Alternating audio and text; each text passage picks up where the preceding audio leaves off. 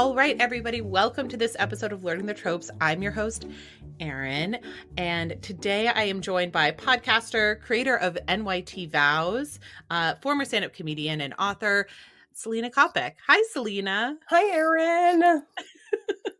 So today we're back, your return visitor. So when we first spoke, we talked a little bit about your romance journey. We touched about romance in your life in general, and I assigned you a book, which was It Happened One Summer by Tessa Bailey. You have it there. Yep, I have it here.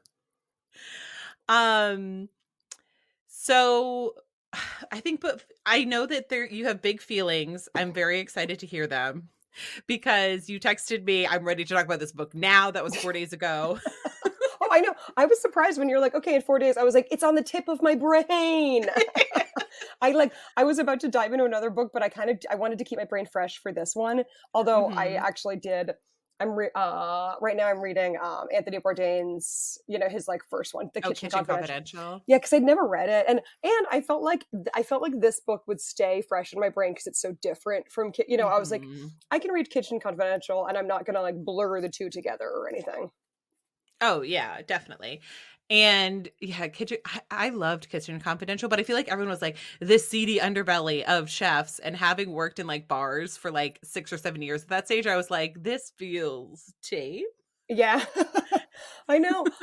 Like, I mean, also, yeah, I mean, and I'm only like a third of the way through, but yeah, I think I was expecting a little more like dirty secrets, and it's just like, well, here's how fish deliveries work and why you might not want it, like, I mean, and a lot of it is sort of common sense, or even like explaining like mise en place, is that it, where it's just like the things you want to cook with, like, yeah, I thought it was going to be a little more rock and roll, but it's like, oh no, it's just about like, here's what you stock in a well-stocked kitchen, Which also, yeah, I find, yeah. I mean, I loved it. I loved him so much. He was phenomenal. Yeah. Yeah, he does have, I mean, his writing is just so like rich and delicious, like even when he's just talking about like sitting at a beer and getting a side of oysters, and it's just like, oh yeah, You're like, I want to be there. I know. I don't need oysters, but maybe I'll start. Yeah, you should. I love them. All right. So to jump back in, so your reading journey with It Happened One Summer, you took it on vacay. Correct. To Chicago. Yes, I took it on vacay to Chicago. I started it on the plane there, and then I read it, or actually maybe I started just before I got on the plane. But I cranked through a bunch on the plane, and then we did Chicago and Grand Rapids and Charlevoix, Michigan. And Charlevoix, we had some like really nice, like sitting on the porch reading time, which was great. And then I finished it on the flight home. Yeah, so it was, a fun little trip with you. Yeah. So let's judge the cover before we kind of dive in. I mean, you're chomping on the bit. I can't wait. You have it there. I can also bring it up here. Nice. Yes. So yeah. So as your first romance novel, you read strictly physical books. Yep. Correct. Yeah. Because you're an editor, so you're so used to reading things on a screen. Exactly. Yeah, I mean, I read on a screen books all day long at my job. So I also find that I have a better, for me at least, when something is tangible and it's in my hands, I think I retain it better. And when I can sort of see the page, or also I like to get a sense of where am I in the book? Okay, I'm halfway through, like, and have a real physical sense of that. So I always prefer, but also I'm a perfect bound softcover girl. Like, if it's hardcover jacketed, I will wait for the perfect bound book to come out because I can't be lugging around a hardcover jacketed, No, and jackets are so fucking annoying because they're always like slipping, sliding. Oh, exactly. I pull those right off. They're gone. Yeah. Not a jacket to be found in my house. No. Can't be bothered. Agreed. Okay, so this is your first romance novel. You were carting around, showing it to the America's Heartland.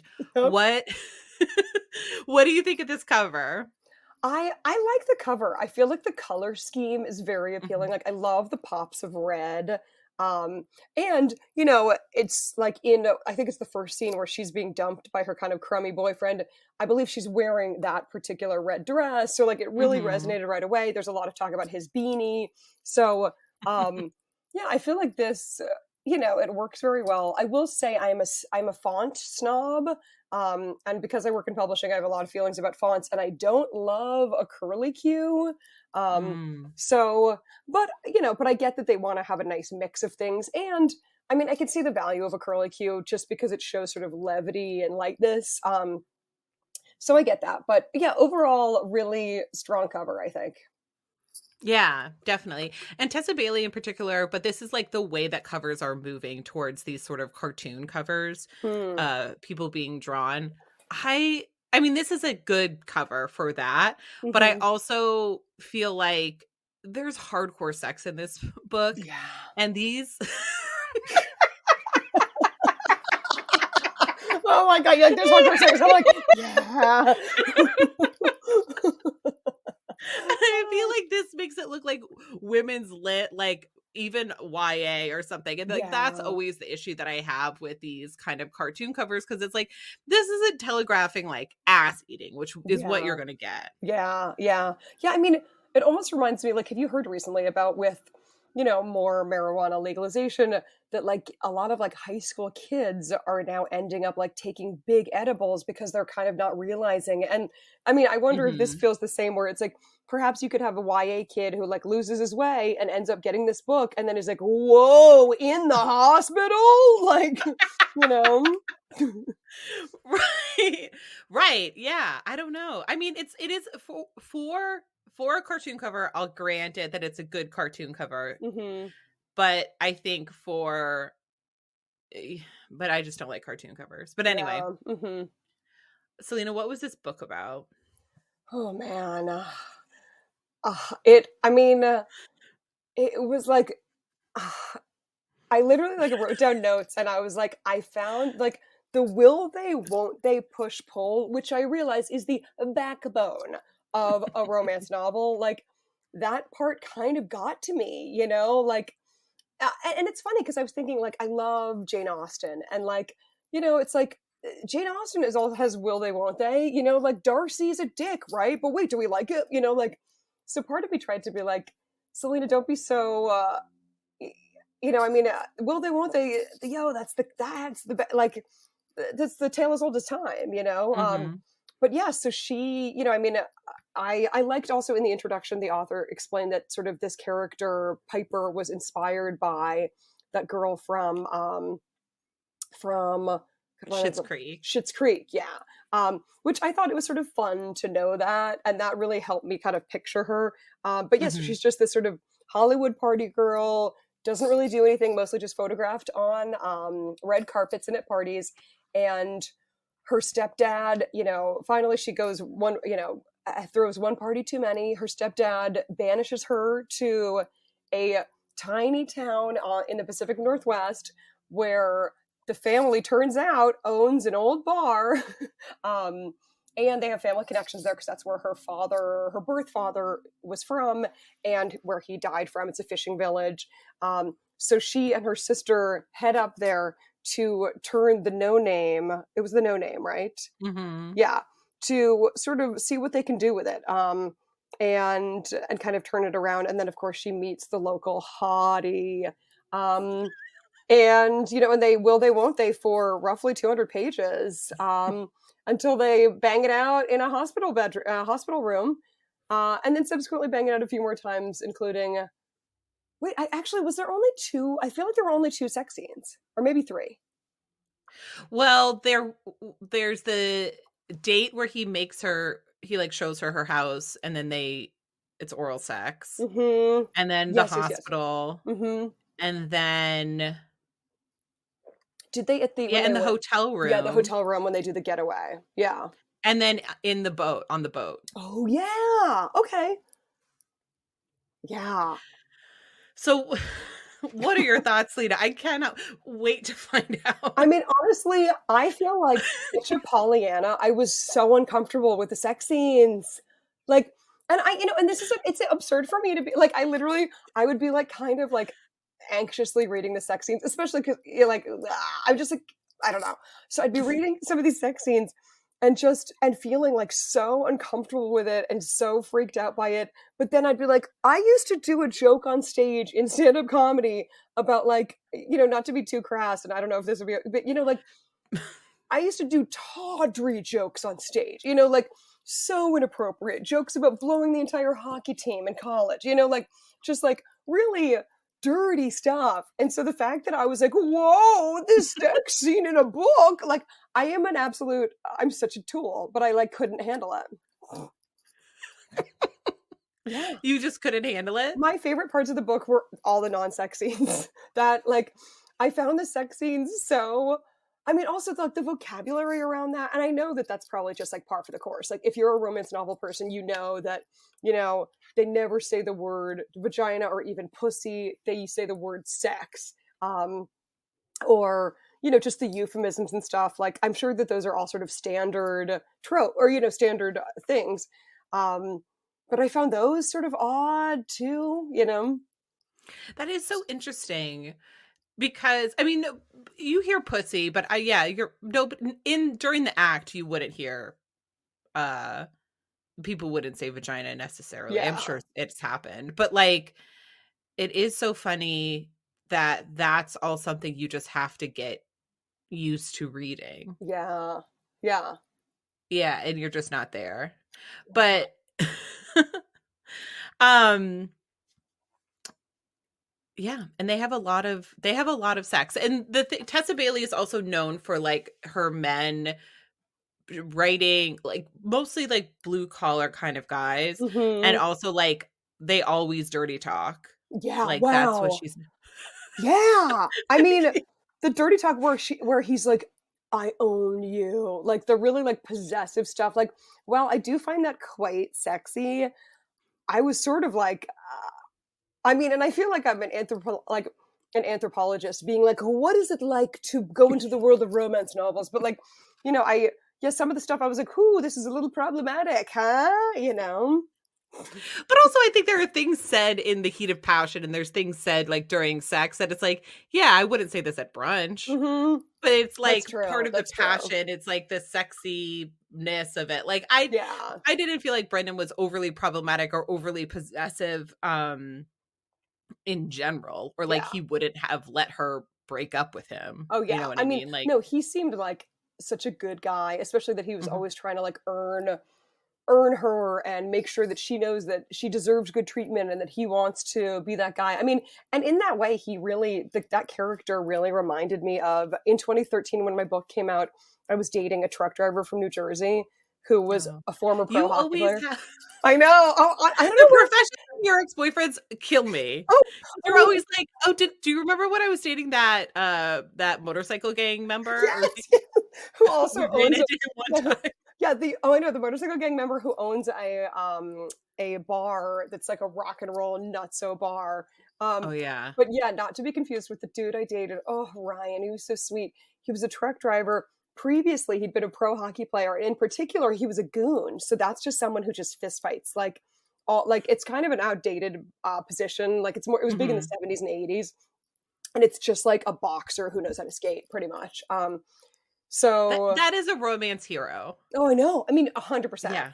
But yeah, Mhm. so actually, Brendan reminded me of that guy. Like, just like, he looks like such a man's man, but like really good natured, kind of traditional notions of courtship and of Mhm. like feeling like you want to, prove that you deserve the person. And, because, yeah, so in that way, I felt like the characterization of Brendan was really dead on, I thought. Yeah, and I just love guys like that too. They always make me laugh because it's like men satorically, it's such a narrow lane for them, especially these like hyper masculine guys. And it's always Hmm. funny when it's like, this is the shirt and jeans that I wear that as casual, but here are the shirt and jeans I wear and that are fancy. Yeah. And I'm Yeah. like, And like I beanie guess you're on or tucking beanie one in. off. Yeah. Yeah, exactly. At one stage, he takes off his beanie because he thinks he's into a fancy place, and he's like, this hotel is too fancy for a beanie." I know. I know. Oh my god. Yeah. Oh. What did you think of Piper?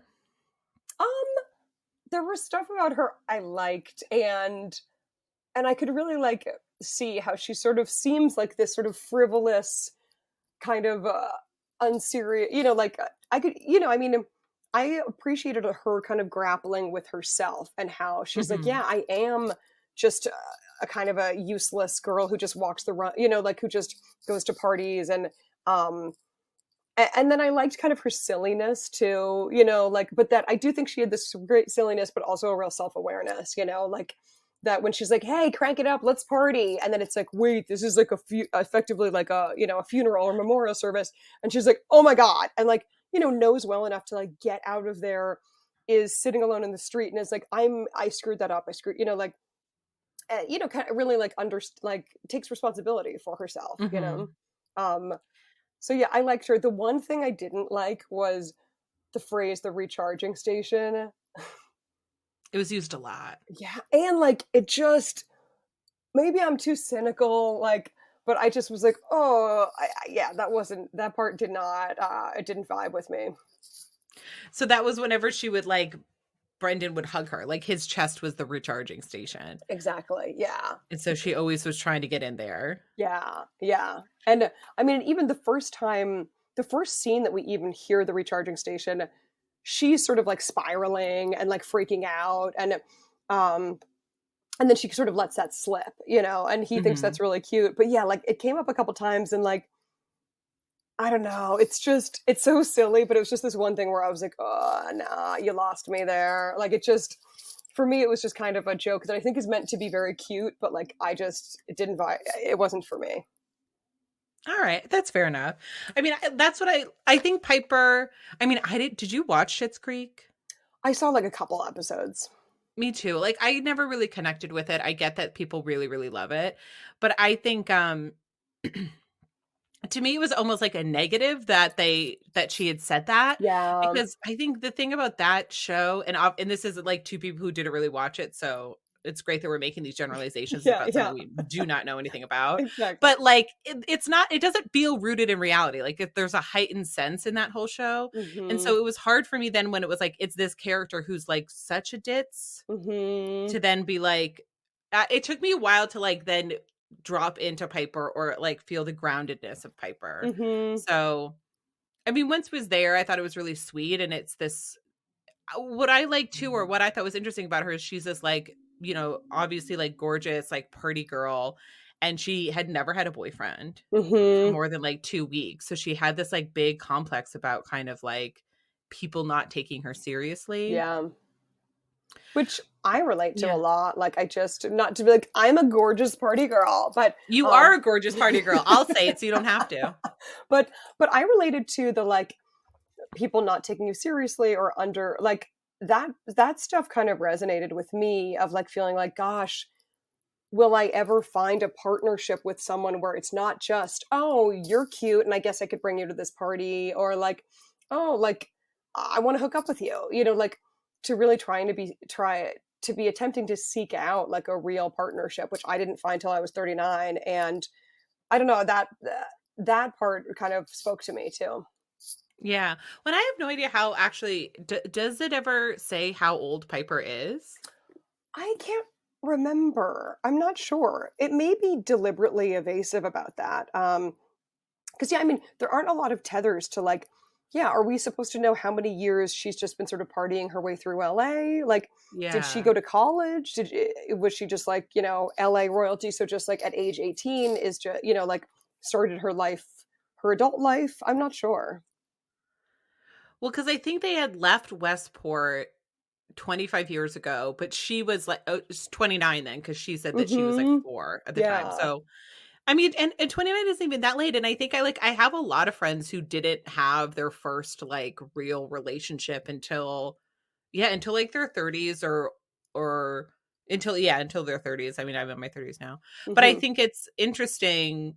There does seem to be more um heroines who are older, because Mm-hmm.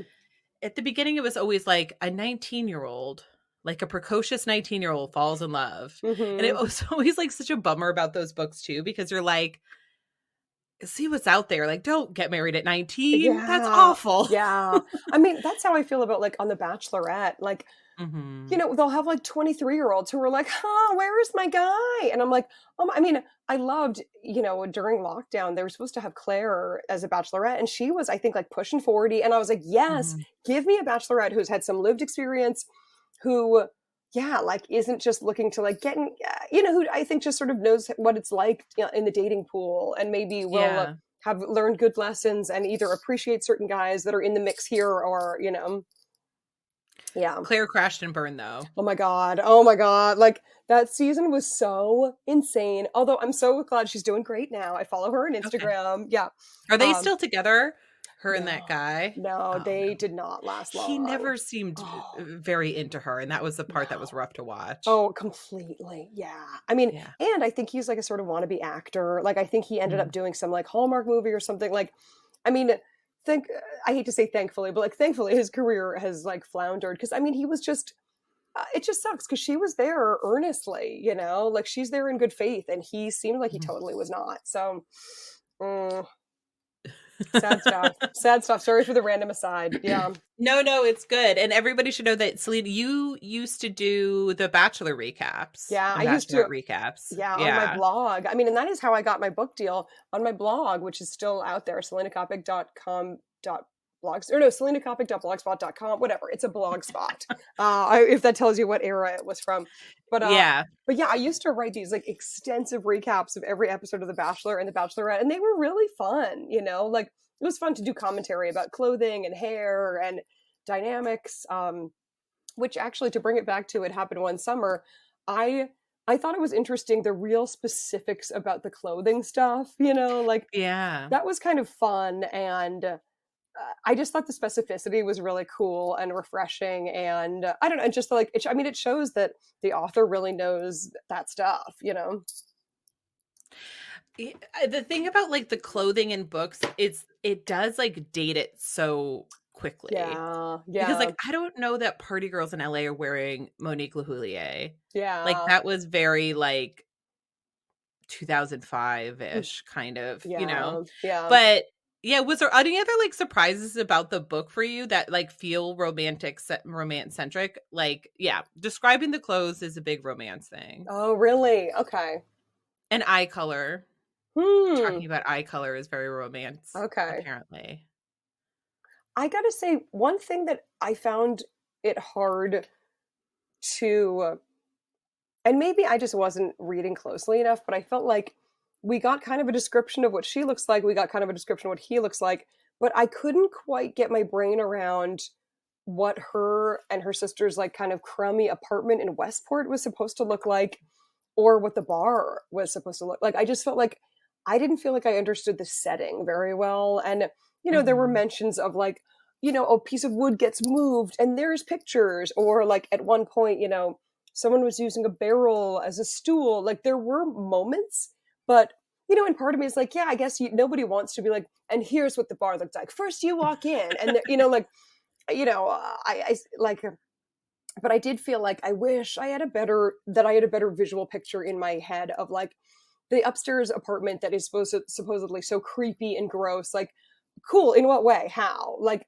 is it bugs or is it mice? It's fully furnished. Is it really dusty? Has anyone been up there in years? You know, like I just couldn't get it. Like I was like, I feel like there's not enough here for me. Yeah, it was mice. They talked about the mice. And Hmm. then yeah, it was just like bunk beds and then a small kitchen and then a window that just opened up into another building. Yeah, yeah. Which, yeah. Yeah. Well, I mean, I thought it was interesting that uh you know, when they start fixing up the speed in which they fix up the bar, I will say seemed quick, because it was Hmm. like from this like downtrodden thing. And like this is me, and this is why it's good I don't write romance novels, because truly I would focus on the dumbest shit and nobody Oh, would read my books. oh my Because God. I'm like, what is the economics behind the town owning the bar? Because I'm like, when they walk in, there's somebody behind the bar, but who's doing the ordering of the booze? Or does like Yeah. everybody just bring booze, and do you BYO. pay? Yeah. And Oh, if you pay, where does the money go? Or yeah. do you tip and it just goes to whoever has decided to jump behind the bar? And what happened to that guy when the girls come and take it over? Oh, I know, because exactly, like, we were led to understand, like, I expected there to be kind of a liaison who was like, hey, yeah, I have been secretly keeping this place running low Mhm. key. Yeah, and to maybe have that person kind of be their like entree into the community. But yeah, it seemed like, do you guys just all have keys to this abandoned bar? I mean, who opens it? Yeah, like, and I get you that it's like these are dumb questions. Like, who Yeah. cares? Like, we're here to just experience a will they, won't they, and then dicking down. Like that is why we're here. So We're here to hear about how tight his zipper is against him at various oh my points. god, that's like. Also, did you notice? He was forever like looking at the hem of her dress. Like I just felt like I haven't heard hems mentioned this much in my life ever. Like I was like, wow, so much hem talk. Um and yeah, oh my god. It was so it's interesting. Yeah. But yeah, he just goes and he just barehanded pulls plywood off of a wall, and there's a door there that opens up, and he builds her a pergola. Yeah. What piece of lawn accoutrement would you want a man to build for you? Ooh, great question. Mm. I mean, a pergola is a wonderful thing, but your girl loves a tan. So, Mhm. maybe like a tanning area where I could like, or no, what would be nice is like if I have a tanning area, a little table that could like have a drink on it, but maybe it's like a drink holder so that if like, if I accidentally swat in that direction, my drink doesn't fall, and I could have like a book and a magazine there. So like a little table. What Oh, about that'd be you? nice. Yeah, a pergola, that's nice, a pergola, but also with a tanning station. Mm-hmm. I like that idea because then we have, like, your friends who do not wanna be in the sun can sit under the pergola, and then you're Mm-hmm. out there baking. Yeah. Yep. I'm sitting next to you also Yeah. baking. Lord knows I love it. Win-win. Yes. Yeah. I love a gazebo. There's something romantic about a gazebo. Oh, totally. Yeah, yeah. I love a gazebo. You remember in what was that? The Sound of Music when Oh god. yeah, that girl does the like dance number. Oh, it's so Rolf sweet. and Liesel, Yeah, although Ralph is problematic too, right? he was a full Nazi, Yeah. so yeah. Yeah. Yeah, not That's the just dark Ralph. cloud over Yeah. that romantic scene. At that Yeah. stage, I think we don't know that Rolf turns full Nazi, and Yeah. so we could still be a little bit more 'cause he's just, Yeah. sending telegrams to the house. Exactly. He's just she's 16 going on 17 and she's in love. Yeah. Growing up, a friend of mine's father designed, like, for hotels. I don't actually even know what he did, but it was, like, something with gazebos and hotels, and they had, like, 4 gazebos on their property. I was like, "This is money, this is wealth." Yeah. Oh my god, mo money, mo gazebos as they say. Yes, Wow, exactly. truly. Um, Yeah, oh, can I bring up one thing that completely pulled me out of the book? let's talk about it. Okay, so toward the end when they get in the fight and Brendan's like, "I'm gonna go sleep on the boat," and she's like, "Oh my god," and she feels misunderstood, and she's like, "I'm gonna go tomorrow morning, and I'm gonna, like, then we can kind of talk, and it'll be fine." Mhm. Um, and also I thought it was interesting that like she has these things she has to do of like, taking that guy for a walk or walking him um I mean, and I did, quick aside, like I did think that it did seem true to like if a person is kind of down on themselves and they don't think that they are especially great, like we're sort of supposed to think that Piper feels, um, then yeah, I guess she is like helping Opal and not even thinking anything of it and taking this older gentleman for walks and Mhm. not needing a claim for it, because I think, it seems like she does have just this, she likes to be friendly and social, and this is how you're being friendly and social. But I couldn't believe when they're like, so he, Brendan's like hoping that she'll show up before they leave, and she gets there too late because, like, I'm sorry, people leave.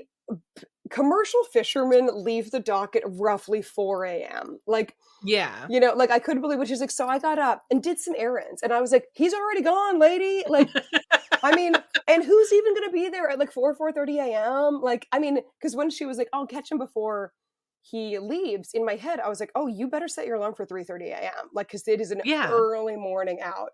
Um, Famously, fishermen like to start the day early. They're not moseying out around no, 10.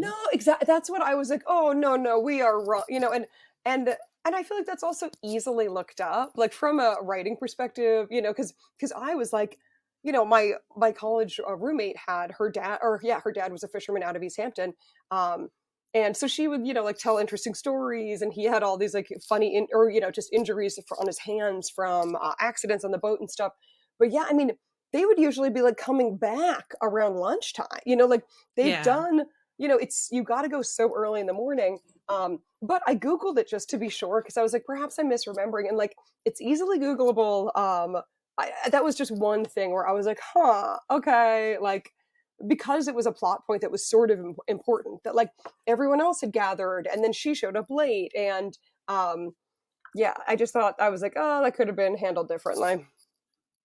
Yeah. Yeah. I mean, I do love this book. This was my second time reading it, and I felt like, it was such a quick read too. Like that's the Mm-hmm. thing. Um and I love Piper and Brendan, but there were a few things that I was like, okay. Like I think she could have texted him, "Sorry, I was with an old man who is maybe concussed and bleeding from the head. I didn't feel like I could leave that situation. I was the only Exactly. one there." So I missed waving. You know what I mean? It's Yeah. like, put that in a text message. It's like, Yeah. here's what happened. Like, Abe Yeah. fell. Like, that drove me crazy. And also at the end, so he's gone out on this days long fishing trip, and like the other wives are mean to her for no reason. They're like, you can't cry because then he'll fuck up on the boat and it'll be your fault. And I'm like, let's Yeah. calm down on the blaming women for men's actions Yeah. for a second. Seriously. Yeah. But then uh Brendan's, what do you call your father-in-law then when your spouse I dies? know. Yeah. Yeah. Like Dead wife's former. dad? Yeah. Exactly. Former Yeah. Yeah. former father-in-law comes in and is really cruel to Piper for no reason just because he feels like Brendan should never move on. Yeah. Um, and so then she goes back to LA because she feels like everybody in Westport hates her, the little fishing town. Mm-hmm. And then, like, not an hour later, everybody comes into the bar and is like, we love Piper so much. And I was like, Hannah, you couldn't call. She's in an Oh, Uber. exactly. I We're mean, packing. Like, exactly. she hasn't got on the plane I yet. know. I She's know. 2 hours from Seattle. Where's this flight? Like, just be like, girl, come back. Yeah, it seemed like there were these like gaps of information sharing that like I guess Mhm. they were good for the plot, but like I was like, come on. Like this yeah, it was just such an odd choice to me because it's like this is supposed to take place in like current day. Like people Yeah. text each other like so easily, even though Hannah is like, slammed behind the bar because now she's bartending alone. She still could like shoot a text and be like, oh my gosh, here's a picture. Look how packed it is. Whoa, like come back. Or, like, yeah. Yeah, there's always time for a quick text. And then also that like she didn't know what had happened, that people ended up coming to the bar just later until Brendan showed up the next day in LA and was like, "No, babe, everything's good." And she was like, "Really?" And I'm Yeah, like, her sister who's like worried about her losing her sparkle wouldn't have called her the next morning and been like, "Girl, you will not believe what happened last night. It was exactly. crazy." Exactly. Yeah. Yeah. Yeah. I mean, and I know that like, you need miscommunications and, Mhm. misconnections for the plot to, for books. Like, I mean, I get that. But yeah, some of it was like, oh, this feels really, really unrealistic. Yeah. Yeah. That did. I mean, the boat thing, I guess I'll forgive because it's like you said, it is so vital to the plot, but it is, it is what it is. But like that's at the end of the book this time, I was just like, ugh, like I get that there needs to be a misunderstanding, but you have to do better at like why none of this is communicated to her in a way where it could have been. It's not like she's Yeah. like, I just threw away my phone. I didn't want to hear from anybody I or know. something. Yeah. Yeah. Yeah. Um, but yeah, what did you so something else that happens in romances is we get sequels set up for us during the book. Can you guess who the next book is about? Well, it's so funny because when they did that little trip and they go, record shopping or whatever, and did they go to Seattle, was it? Um, Yeah. yeah, like it's funny because I sort of thought, I'm like, why why is it four of us going? Like, if I were Piper, I'd be like, no, Brendan, let's do an amazing, sexy weekend at a hotel, me and like, um, so I thought, yeah, that I was kind of like, but then, yeah, I mean, it was so funny because then I was like, I think it was actually at the tail end of the book there's like an ad. Yeah, there, like, I mean, literally, here's the the book, like the whole story is wrapping up, and then on the final page it's like, keep an eye out for Hannah's story in Hook, Line, and Sinker, like, and I was like, oh my God, like, it just seemed, I don't know, because I feel like you could kind of sense like, I don't know, why do I care about what's going on with Hannah and this guy? And then it's like, oh yeah, I mean, but also that's kind of an interesting, I mean, it's like a Mr. Show sketch where like every scene just leads into the next scene, like, and I'm sure Mhm. like it's a great way to sell more books too. Like, oh, because actually I think Hannah seems like a very interesting character, the way that she loves music so much. Like, yeah, I might need to read the next one. Have you read the next one? Yeah, it's great. Yeah.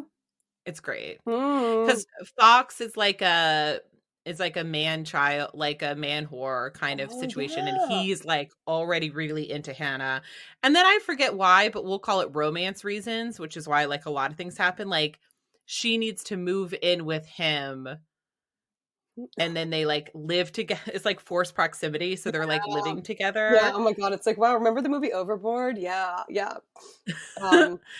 Yeah, it's Mhm. great. You should read it. I mean, I think this is what gets people hooked on romance is because you read one book and you're like, "Huh, what about these 2?" And then now Yeah. you're off to the races and Yeah. you're reading Hook, Line, and Sinker. I know, which is funny because I feel like I came on this podcast being like, romance is not for me. Sorry. And now I'm like, but what about Hannah and Fox? Yeah. I mean, I'm sure that is really how they get you. I mean, because it is like, I mean, I used to have before COVID or before lockdown, I almost never read fiction. I read all nonfiction. I'd read really heavy stuff. Like I loved real things Mhm. that are true and, sometimes that are sort of tragic, like not true crime, but, like history of affordable housing in Chicago, like really like Oof. dry stuff. Um, Yeah. and then during COVID, I was like, you know what? I need to like, because I used to say like fiction is bullshit and like I don't have time for like, and then during lockdown, I was like, you know what, Selena, like give yourself permission to have a real distraction. Like just immerse yourself in a story that you know is not true, but could be beautifully crafted. Um, and so like I feel like I'm only a recent convert to fiction at all, Yeah. but yeah, I mean it can be just such a fun like while I was traveling around Chicago, I was definitely thinking about like, I wonder if they really will fix up the bar in time for the big opening night, like, and that's fun. No, it is so much fun, and I mean, that's the thing is, like, every romance ends with a happily ever after, Hmm. but what makes a good romance is when you're like, "How the fuck is this gonna work? They're not Yeah, gonna pull this off." yeah, yeah, And yeah. I think the thing that makes this a great romance too is, like, there's external and internal reasons why they might not work. Hmm. Because it's not until the very end that Hannah's like, "Yeah, I'll give up LA, I don't care." Hmm. Because I'm not Hannah, Piper. But I think the thing that I love about Piper too is she's like, "I'm gonna bloom where I'm planted. Like, Yeah, wherever I am, yeah, I am the thing that brings the party, and therefore I will have fun wherever." yeah. And so she's like, "Yeah, I have a blast in LA because it's me, and Hmm. I'll have a blast in Westport because it's me," Exactly. you Yeah. know? Yeah. That's what my like childhood bestie Suzanne, we used to live together in South Boston after college. And we were like, we would go out to bars in Boston sometimes. And we had this one like sort of grumpy kind of friend who would be like, this bar sucks. And then we'd go to a different bar and she'd be like, this bar sucks. And Suzanne and I were always like, no, no, no. Like you make the fun. Like literally you make your own fun. And if a bar sucks, it's because you suck. Like Yeah. do something more fun, like start, I don't know, just like start dancing or chat up a random table of people or like, and in that way, yeah, I do like, I found Piper very appealing and I related to her a lot, like, but also I thought that, and sorry, I feel like I'm all over the place, but I felt like No. Brendan's, initially when we meet him and like he's wearing the wedding band, like his whole storyline I found really interesting and like very kind of believable, that like he's a very dutiful man. He lives in this small town with his late wife's dad. So of course, yeah, like that he's sort of battled this thing of like he feels like he's not given permission to move on, and then there's this annual event that initially, like felt one way and now feels like, oh, we're doing this again. Like I really Mhm. appreciated the depth of his just sort of character, just what was going on with him mentally of like, you know, and because you really could see how like, oh, Piper was perfect for him, just that like he's just this really dutiful kind of steady guy, and like, and she's just such a fun yin to his yang, and that he's like, maybe she helps him see like, hey, you're not a bad guy. She's been gone for 7 years. You are allowed to move on. Yeah, yeah. I mean, and that's the thing that what makes this book great, and sort of the craft of it too. Is like they start it so diametrically opposite, and Mm-hmm. Brendan's able to be like grumpy and kind of mean to her, but not in a way that we ever believe he is a mean person, Yeah, yeah, you know?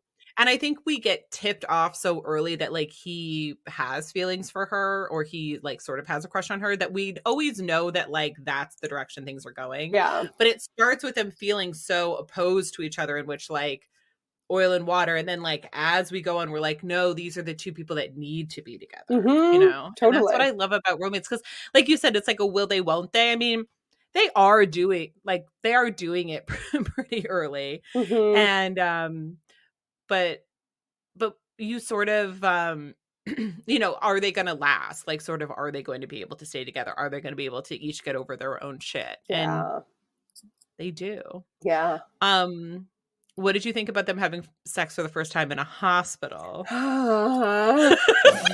Oh God, it was like, yeah. I mean, also, wait, was he like fucking her from behind in the hospital? Like, I couldn't. I think they were up against a Yeah. wall. Oh, Like, they okay. weren't on a hospital bed, like, thank God, because Yeah, Lord knows the fluids on those I things. know. Oh my God. I mean, and the fact that like, yeah, I just remember being like, whoa, like I didn't think it was gonna go down there. That was surprising, but I guess that's half the fun. But then that they like walk out and are like, oh, hi, dead wife's dad, like, oh God.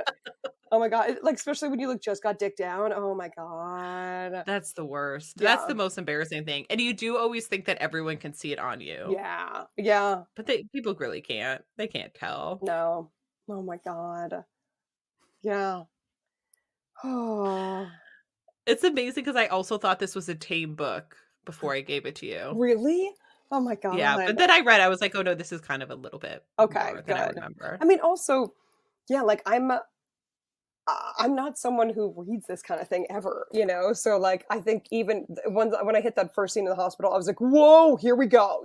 Like it just because I'm like I'm a romance newbie. Yeah.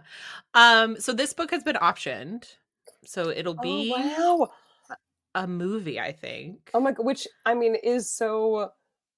Yeah, like it. I mean, on the cover, there's a quote from Entertainment Weekly that said, "Her voice Mhm. feels as fresh and contemporary as a Netflix rom com." And yeah, as I Mm. was reading it, I do feel like, yeah, I mean, it would make sense as like I don't know, Hallmark or like, yeah, as a movie. I feel like it's better than a Netflix rom-com. Netflix Mm, rom-coms are pretty, and listen, the writers are on strike, and we support the writers, but like some yeah, of them are pretty tough. yeah. Who would you dream cast for Piper and Brendan? Oh gosh, great question. Hmm. I mean, I feel like the girl from the actress who played that role in the TV show is like on the tip of my Mhm. brain for that. But also, what about oh, maybe, and I'm not sure, but like maybe like a Blake Lively for Piper.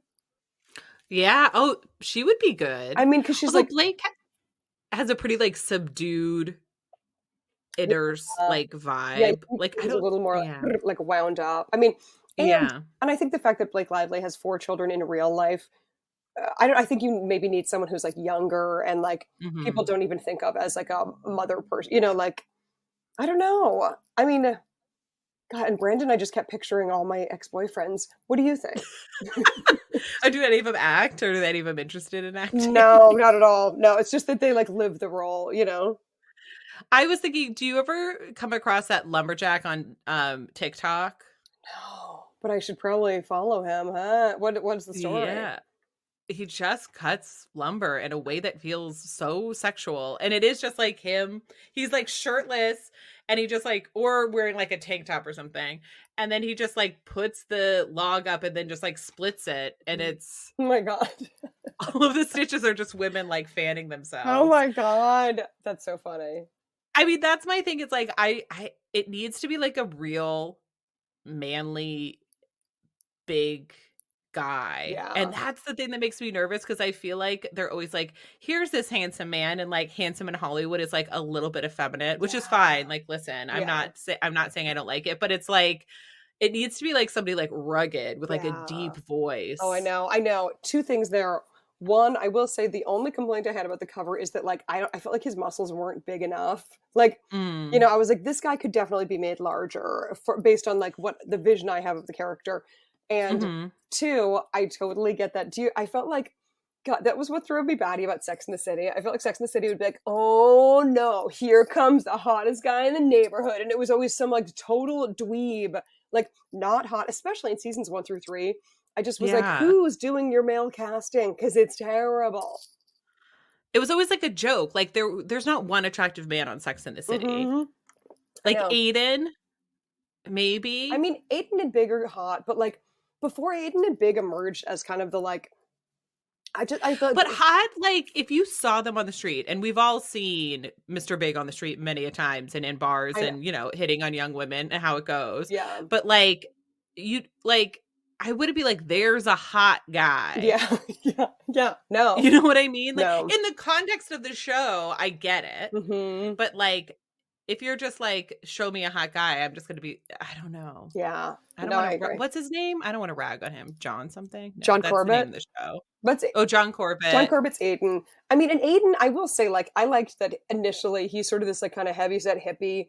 And so she's like, eh. And then when, like, he comes back, he's like lost all that Mhm. weight and, like, kind of tightened up his hair. And I was like, ooh, okay, yeah, yeah, that's when you want to get back together with the.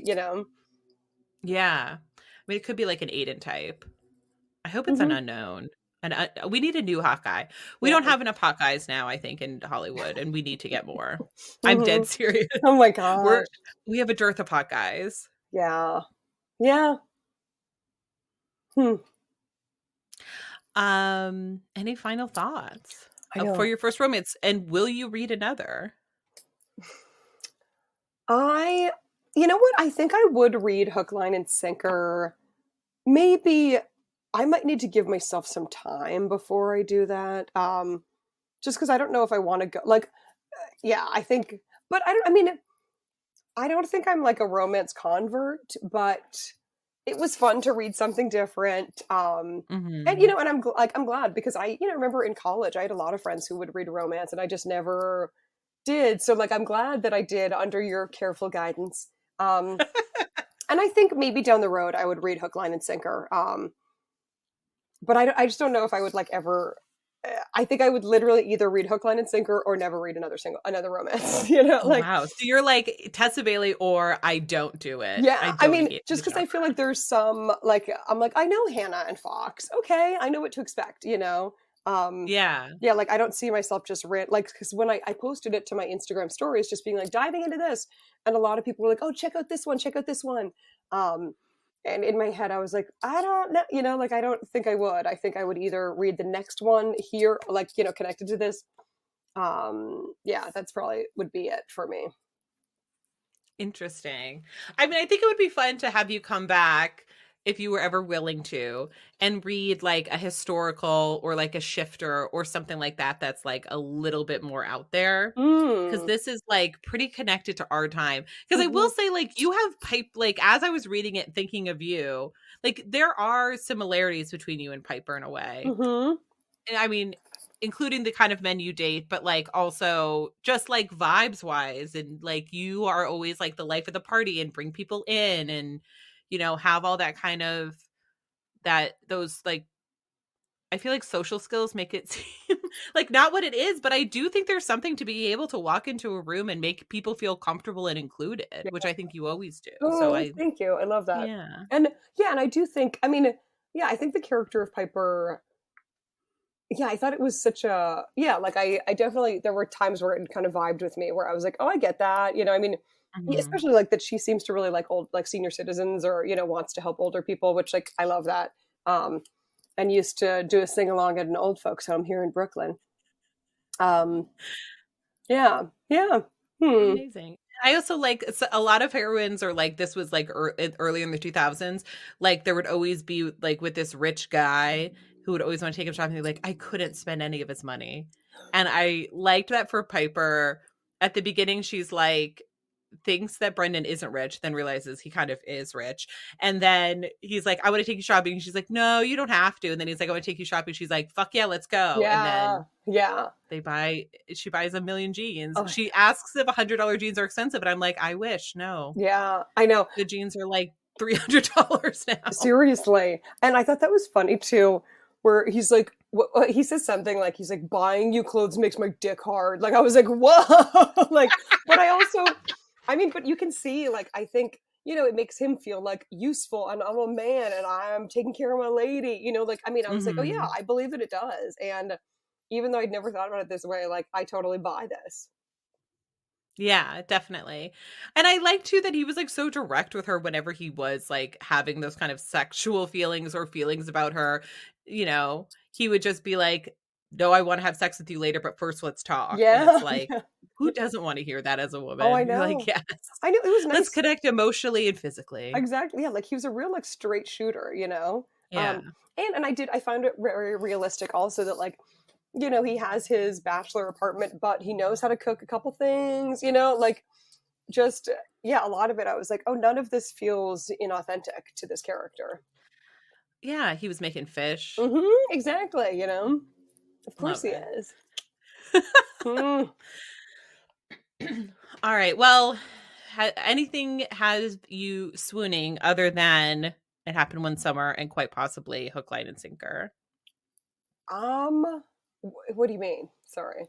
I don't know. Sorry. So we do something at the end of every episode where it's like something that you've been swooning about, and so Oh, it okay. can be like another book, a TV show, a podcast, Okay, yeah. anything Yeah, yeah.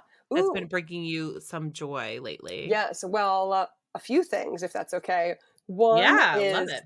since June is here and it's Pride Month, Hotel Lobby Candle, which I love, Mm, has this Pride candle that's like a really nice citrus. I've been holding on to it. I got it like last Christmas, mhm. and I've just been holding it and waiting for June. So I lit it the other day, and it's just a beautiful vessel, and it's like a nice citrus scent, which I love. So that has me swooning. Um, and I just last weekend watched the Brooke Shields documentary. It's like a two-parter. Oh, pretty baby. Yeah, have you seen that?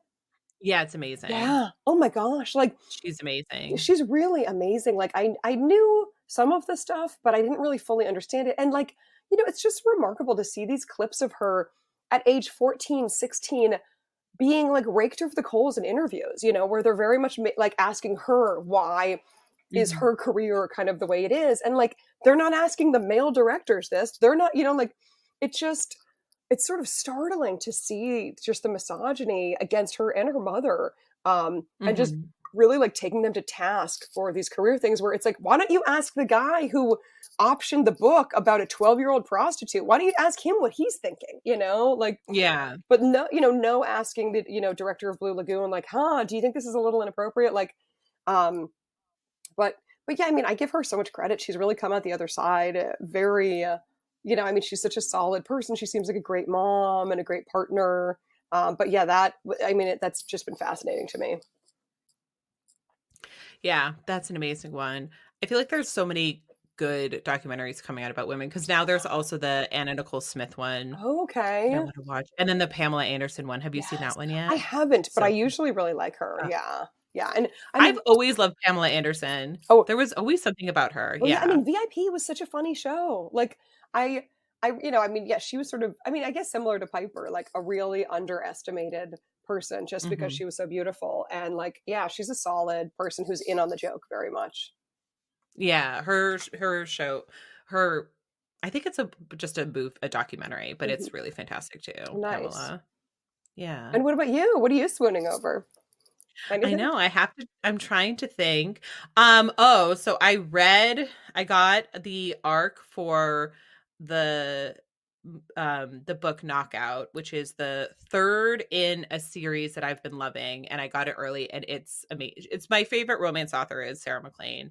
Um And so it's her book, and it just like blew me away. Hmm. No pun intended, because the heroine is like loves exploding things. Like that's her thing. Okay. But it was just like a gorgeous book and so much fun to read. And it felt like such a return to form for Sarah that I'm like so thrilled, and everyone's going to like lose their goddamn minds. That's And it cool. is available for pre-sale now. Nice. And then I'm trying to think, obviously, like the end of Succession was amazing. Do you watch Succession? Shockingly, no. And everyone tells Oh, me I that I feel like should. you Yeah. would. I Yeah. know. I know. I mean, I should have been using it for like a fodder and inspiration for NYT vows. Hmm. But yeah, I do want to watch it, but I want to do like start to finish, you know. But did you feel like the end was Hmm. satisfying? I don't know that I've ever watched a better finale. Really? Pitch perfect. And Wow. it did an amazing job of not doing anything that I thought it would do, but everything it delivered was exactly the way it should have been. Mm-hmm. And it felt like an ending Hmm. in a way. And it was just phenomenal. So I loved that. That's neat. Yeah. Yeah, maybe those are my swoons. That's great. But how can people find you, Selena? How can people follow you? If are you open to them giving their own opinions about the book if they want to get out to you in that way, or no? Sure. Yeah. I mean, if they want to like tweet at me or whatever it may be, Yeah. yeah. All my personal socials are just my full name, so SelenaCoppok, and that's Instagram and Twitter. And then I have my podcast. It's called Two Wick Minimum, TWO Wick Minimum, and usually episodes I drop every other Tuesday or so. And that's just fun chit chat about candles, as you know. Um, and fantastic guest, yes.